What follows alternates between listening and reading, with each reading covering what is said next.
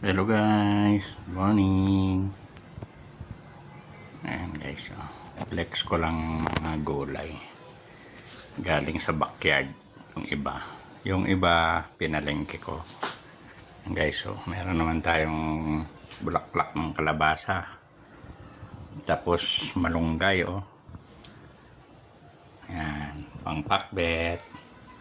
Yung kalabasa niya guys, sakto lang, liit.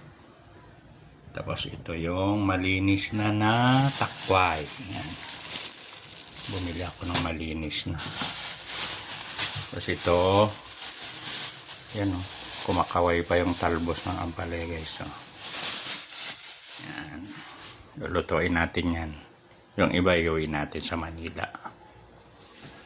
Yan guys. Luluto ako ngayon ng tinola guys. Native chicken. Tinola. Nagyan ko yan ng malunggay at papaya. Sili.